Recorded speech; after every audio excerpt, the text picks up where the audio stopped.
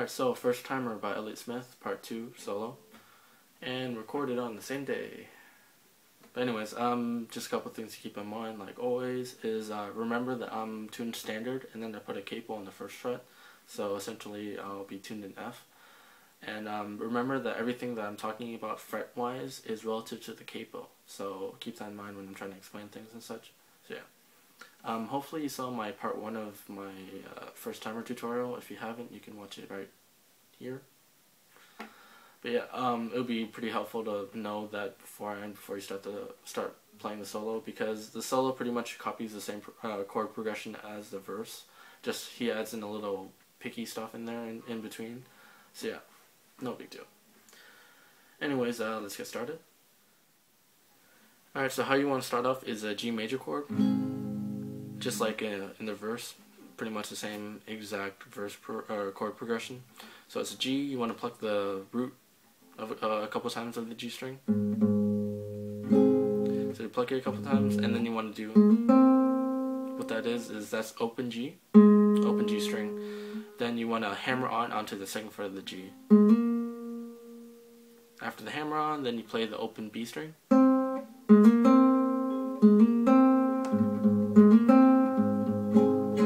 After you hammer on and play the open B, then you want to make that G major chord again and then kind of strum along. After the G major, then you go into an A minor chord, but how you want to do that is you want to play the 3rd fret of the B string, then 1st fret of the B string, and from there on you can easily make an A minor chord because you're pretty much there already. So strum the A minor a couple times. After the A minor, then you want to do, what that is I'm letting go of, from the A minor, I'm letting go of my ring finger so that I can play the open G. Then hammer back onto the 2nd fret of the G. And then pull off again so I can play the open G again. So. And then I repeat the same exact thing with the D string. So open D. And then hammer on. And then play the open G again. So after that, then I go jump right into the E minor chord, and then I strum or pluck the root a couple times, and then strum a little bit, and then C major. You don't do anything with the C major, you just strum it. So after the C major, then you jump right back into the G major chord, but this time you don't pluck the root of it, you just go right into that part. So if you forgot, that's open G, hammer on the 2nd fret of the G, and then open B.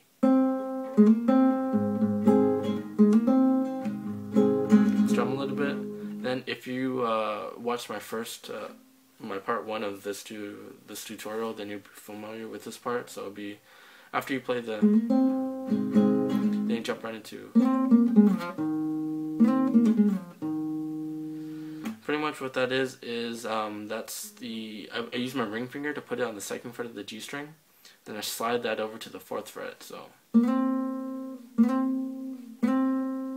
then I let go of my ring finger and put my index finger on the 2nd fret of the G string.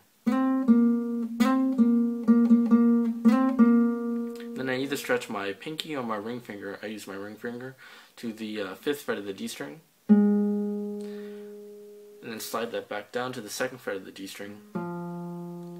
Then I let go and play the open D. So.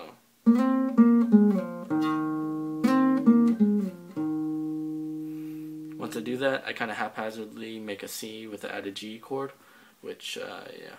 And strum a little bit just to kind of make some noise, I don't know. I just do it just for the hell of it. So after the C with the added G, then you go back into that weird chord, if you remember from part 1. But to be honest, you don't really need to make the full chord. You just mainly need to have one of your fingers on the 3rd fret of the high E string, and then have one of your fingers on the 2nd fret of the G string so that you can pluck the 2nd fret of the G string. So you can do that. So once I pluck the 2nd fret of the G string, I kind of strum a little bit just to make some more noise because I like to. Then jump right into a G major chord, and while I jump into the G major chord, I also play the open G string. So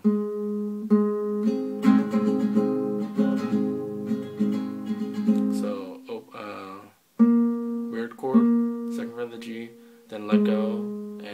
7 G while also making a G major chord at the same time. After that, then I do that weird move with the C9. So to repeat the solo one more time, it goes like this.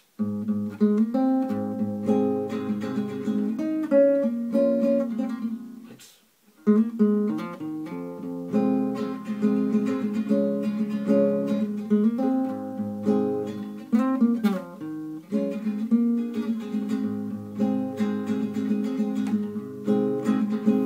Goes something like that, and it sounds close. I don't know if it's perfect, but I think it sounds good enough. Good enough to play in the solo, anyways. But anyways, yeah, hopefully that was a little easy to understand, because that's the first time I ever had to teach a solo. A little bit complicated for me. But yeah, hopefully you enjoyed my part 1, part 2, and hopefully you can finally play first timer for the first time, I guess. And yeah, make sure to leave a comment if you can play the song successfully, and yeah, hopefully you learned something from this. And thanks for watching.